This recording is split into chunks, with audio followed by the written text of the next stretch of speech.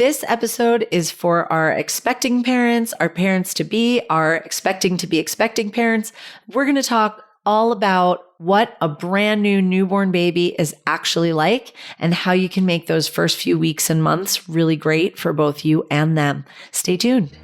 Welcome to Parenthood Prep, the only show that helps sleep-deprived parents and overwhelmed parents-to-be to successfully navigate those all-important early years with their baby, toddler, and child. If you're ready to provide the best care for your newborn, manage those toddler tantrums, and grow with your child, you're in the right place.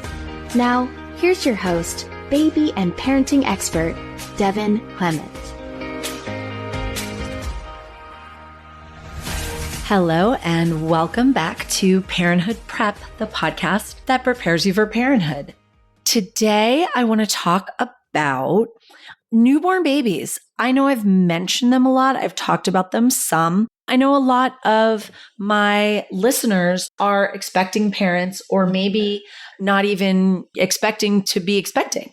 So I would love to get you ready for the first months, the first weeks, days, the first minutes with your baby, because I think as a society, we are really bad at preparing people for what a newborn baby is actually like. I think, a long time ago, and certainly in a lot of other cultures where people live closer to their families and have a lot of community around them, you would be around a lot of newborns, whether it was your younger siblings or your nieces and nephews or, your neighbors or whatever. You would just be seeing these babies all the time. But honestly, in our society today, we just really aren't exposed to that. If we're ever around a newborn, it might be our younger siblings, but we have one or two. So maybe we don't remember what it was like when we were 4 years old, 30 years ago, and now we're having a baby. And most of the babies that you're familiar with are probably 3 months, 4 months plus. A colleague of mine said this years ago, and it is so absolutely true and absolutely encapsulates how a lot of new parents feel. People expect to be giving birth to a 6-month-old, a baby that's going to open their eyes big and coo and gurgle at you and still a baby that you hold in your arms, but they can hold up their head. They look like a small person. They look like a baby doll. They do things, they smile, they laugh, they make sounds, they can use their hands, they can suck their thumb. And, if you've never been around a newborn, this is what you think of when you think of a baby. And listen, there's nothing wrong with that because that is what a baby is for a lot of its early life. And also, it's probably the only thing you've ever seen. Also, on television, it's actually kind of hysterical whenever there's a birth in a TV show or a movie. And generally, it's worse the lower budget the show is. They're not going to get a brand new baby that's actually, hours or days old to play the newborn in this TV show. They're going to get a baby that's a little bit older. Interesting little fun fact, actually. It's not because parents don't want to put their brand new days old babies into movies and TV shows. It's because you have to have a work permit to act. And when you are a brand new newborn baby, it takes a little bit of time to get that work permit. So that's a fun little factoid about capitalism. Anyway. So you have probably seen, babies on TV being born and the baby's big and fat and, eyes open, looking up at the parents, making eye contact, going, or whatever. Okay. So one of my guilty pleasures is trashy Christmas movies or holiday movies, because there's also some decent Hanukkah ones. And in The Christmas Prince, which I feel like is the perfect exemplar of the genre, there's one where she has a baby, and this baby that she gives birth to is 4 months old at least. And it's just so funny when you're someone who's around newborn babies all the time to see these babies and be like, that is nothing like what is going to come out of your body on the day of your baby's birth. What is going to come out of your body on the day of your baby's birth? Well, it looks like an alien or possibly a very old man. They're very wrinkled and red. They're covered in goo, which is called vernix from, being inside your body. They usually are like all scrunched up. Their bodies are all scrunched up because they were just inside your belly or someone's belly for 9 months. They don't really have a lot of control over their limbs. In fact, their limbs are actually really scrawny, kind of like little raw chicken wings. Their legs are usually really skinny too. When we met our friend's baby almost 2 years ago now, it was the first time my partner Alex had met a baby this young. And he was like 3 weeks old at this point. He wasn't even this brand new, just born stage. And I think I might have told this story before, but it's so funny. The next day he said to me, I couldn't get over how useless his limbs were. Like he was doing nothing with any purpose or meaning, because really what we're focused on when we are growing inside a uterus is brain development and, major organ development. And your major organs are in your torso. So a newborn baby is basically a head and a torso with like little scrawny chicken wings and little scrawny chicken legs that it really needs to grow into over the next few weeks, months, and even years. Like if you look at the head proportion of a 3-year-old compared to an adult or even like a 10-year-old, it's just wildly different. Like our heads only grow in size a certain percentage, and then our bodies like grow in size massive, massive percentage. Imagine like right now, take your arm and reach it up over your head and see how far around your head you can reach. I'm doing it. I'm getting about to below my opposite ear, like basically my jaw on the opposite side of my head. If you look at a baby or a 2-year-old or a 3-year-old, like their arm barely goes like up to the top of their head. It's crazy. So their proportions are all different. They're not just smaller adults. They're totally differently proportioned, and their arms and legs are really scrawny and really useless. Like I said, they have been cooped up inside someone's body for 9 months or more or less, and they need time to figure out how to control their muscles and how to move those muscles and how to work their nervous system and how to respond to these electrical impulses and things like that. They kind of look like a bug, like just this like beetle kind of body, and then these like little arms and legs, especially if they're, swaddled up or they're just like all scrunched up. People always bring these cute little outfits to the hospital to dress them up in. And then either the outfit is huge on them or you put it on and it's like they're all scrunched up inside of it. I mean, do that, but really like for the first few weeks, first few months, they're going to be wearing basically a t-shirt and a blanket, certainly for the first like 2 weeks. And then beyond that, you can get them into like footed sleepers, but they aren't really even going to look cute in a little outfit until they get some, fat in those arms and legs. So you might as well just keep it simple in the beginning. Get some really beautiful swaddle blankets, get some cute things to put on their head, like hats and headbands and things like that. Don't bother with cute outfits for tiny newborns because they just look weird in them. That is a newborn. They're cute enough. They're actually not that cute. Of course it's your baby, so you're going to love it and you're going to think it's the most beautiful thing. But I have had multiple parents say to me that like looking back at pictures of their kids when they were first born, like, now they're 6 months old, they actually are adorable. They're chubby and just delicious and they make eye contact and just everything about them is great. They look super cute in outfits, but they look back at those newborn pictures and they're like, I thought she was the most beautiful thing I had ever seen. But now looking back, I'm like, what is this alien that is, nowhere near as cute as this baby that I have now? So, don't be surprised when the thing that comes out of you or, your partner not being surprised when the thing that comes out is just pretty unpleasant looking and often screaming, red-faced. Of course, that's great news. It means their lungs are working. Sometimes they come out really calm and they just look at you and you have this beautiful moment of eye contact. And that's fantastic.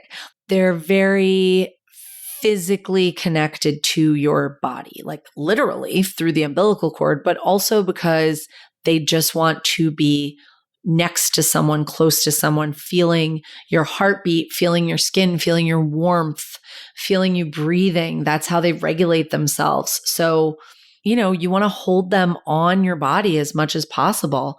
Skin to skin, we talk about it all the time. And, it gets a lot of lip service, but I think it's actually really great to do.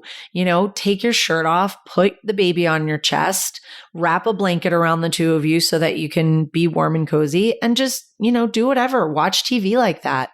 Scroll on your phone, have company over. Just, no, we're doing skin to skin. And you will see how much calmer they are. There's a reason they call the first 3 months of a baby's life the fourth trimester, because of course, during pregnancy, there's 3 trimesters, 3 separate periods, like a hockey game, where, different developmental stages happen and different things happen. So a fun anthropology fact is that human babies are actually the most helpless newborns in the entire animal kingdom. Like, you've seen videos of baby giraffes being born, like they get up and start walking almost immediately.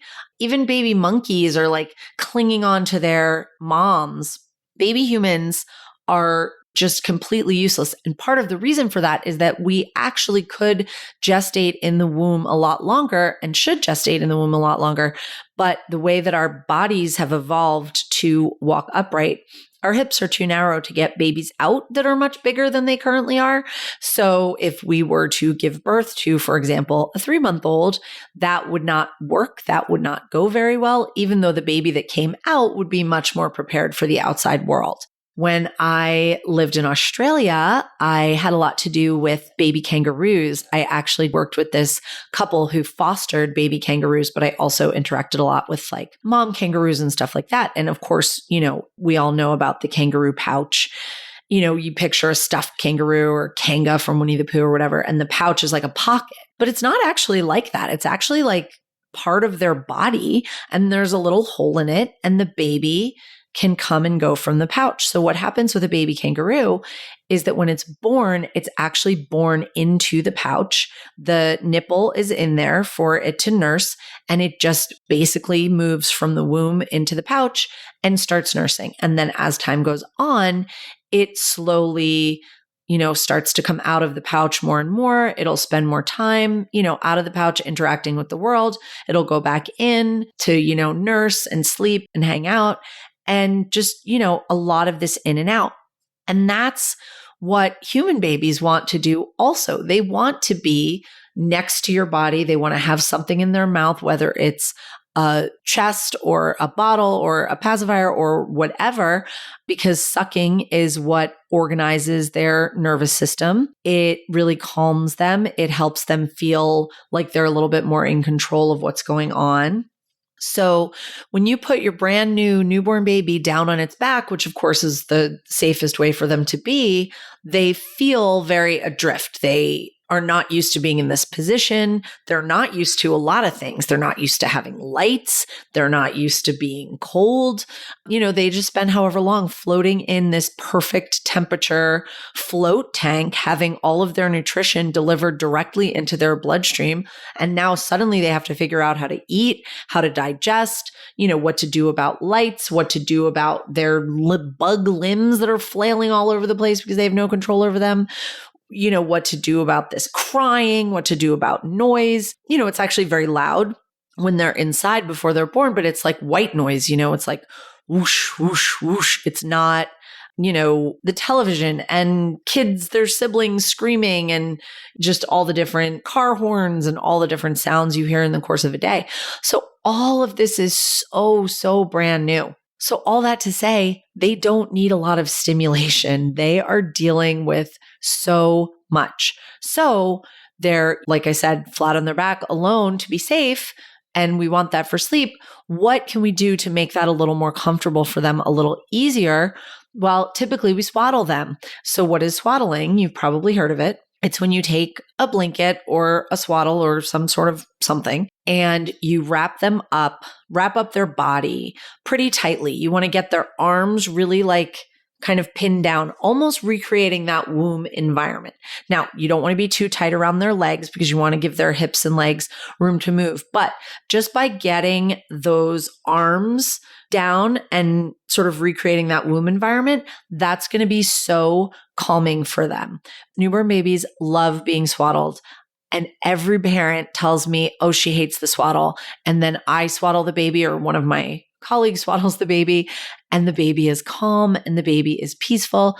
And I think parents just don't really understand a couple of different things. Number one, the swaddle has to be quite tight. Like, you want it to be tighter than you think it should be. If the swaddle is too loose, it's going to be ineffective and it's going to be unsafe, because they're going to be able to break out and they're going to be able to get it up over their face potentially and cause issues with breathing and all that stuff. So you want it to be tight and you want it to be down away from their face. There's tons of videos online. I'm not going to try to explain this to you on a podcast, but if it seems like they're fighting the swaddle, people tell me, oh, she's fighting the swaddle. And then you take them out and they're still flailing, because that's not them consciously saying, I don't want to be swaddled, let me out. That's them saying, my nervous system is firing off impulses and I don't know how to respond to them. So my arms are just flailing and punching and flopping everywhere. And I'm probably going to hit myself in the face and wake myself up. They also have a startle reflex. It's called the Moro reflex, that makes them actually like startle. And a lot of times they hit themselves in the face. So by swaddling them, we are restricting that movement. We are recreating that womb environment. And over the course of the first, 2 months or 3 months or whatever, we're going to slowly have times where they're spending more and more time out of the swaddle, just like a kangaroo pouch. And if you want to wear them in a wrap or a carrier, that's a very similar experience. Plus, they get to be right next to your body, which they love. So, anything that kind of physically restricts their movement and makes them feel like they haven't been just spun out into outer space, like flailing their limbs everywhere, that's going to be really comforting to them. I read a book a few years ago. It was about this like educational philosophy that I actually love called RIE. But I couldn't even get past the introduction, because the author was talking about how she, as an adult, had been swaddled at a workshop and it gave her a lot of anxiety. So she decided that because of that, babies actually feel anxiety when they're being swaddled and they don't like it, and you shouldn't do it. And there's just so many flaws in that logic. Like, you, lady, did not just come out of a womb. Your body is used to being unrestricted, but a newborn is a totally different person from an adult or even a child or even a 6-month-old, So we want to like recreate that womb environment as much as possible. Swaddling is a great way to do that. Another thing, a lot of parents who think their baby doesn't like being swaddled, and I'm not saying I've never ever in my life met a baby who didn't like being swaddled, but maybe it's like literally 1%, which is way, way less than the number of babies that parents think don't like being swaddled. The other thing is that sometimes the act of getting swaddled, they don't like that. And of course they don't. They're probably already upset. They're already overtired. They're already frustrated. And now we're going to be manipulating their bodies, which newborns hate. They hate getting their diaper changed. They hate getting their clothes changed. They hate, getting taken in and out of the car seat, just because they're not used to having their body manipulated as much as they have to after they're born.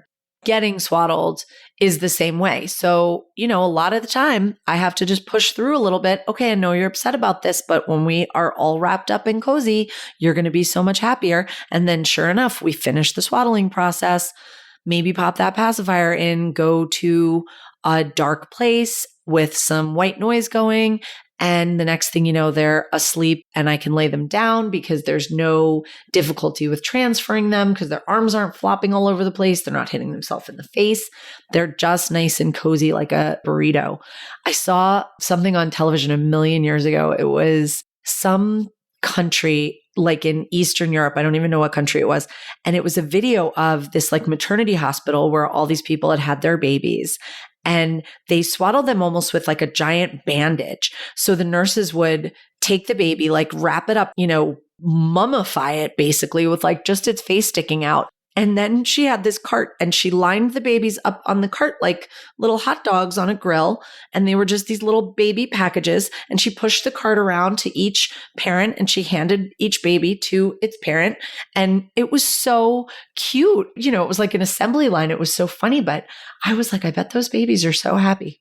Anyway, swaddle, or wear in a carrier, or just hold them on your body a lot. But if you are going to put them down, which you should for sleep, for safety, swaddling is a great way to counteract those startle reflexes, that, feeling of being lost in space after being in this cozy cocoon for 9 months. So swaddling is great for that. Another thing that helps to recreate the womb environment is white noise. So using a white noise machine or an app on your phone or shushing, that can often really, really calm a baby, especially a newborn. And then another thing is temperature. So for instance, people sometimes struggle, like their baby hates the bath, and it's always because the water is too cold and they're not covering them in the water enough. Because of course you don't want your baby to drown, of course not, but you're going to supervise them. It's okay to have the water covering their body. Also, the water doesn't have to be room temperature. It doesn't have to be cold. You're not going to burn them. Like if you put the inside of your wrist in the water and it doesn't make you go, ow, and you just feel like, oh, this is nice and warm or this is hot, that is a good temperature for your baby.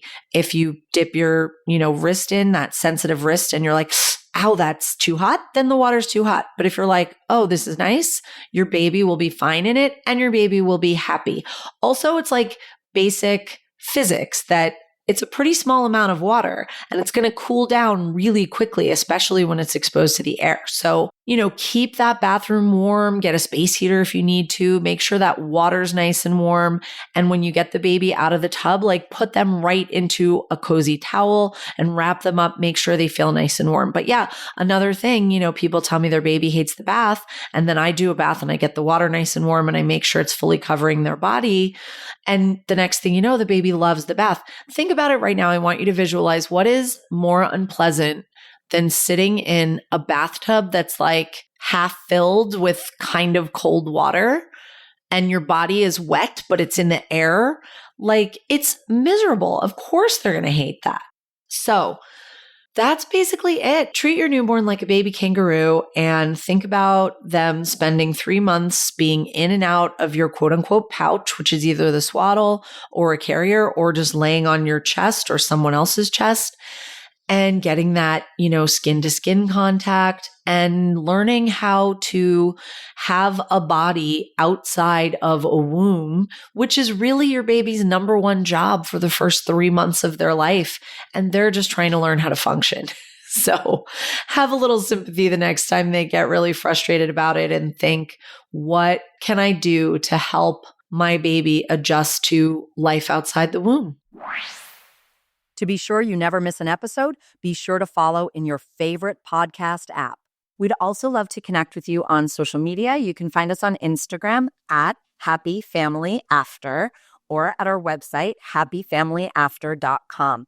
On our website, you can also leave us a voicemail with any questions or thoughts you might have, and you can roast your baby. Talk to you soon. Thanks for listening to this week's episode of Parenthood Prep. If you want to learn more about the services Devin offers, as well as access her free monthly newborn care webinars, head on over to www.happyfamilyafter.com.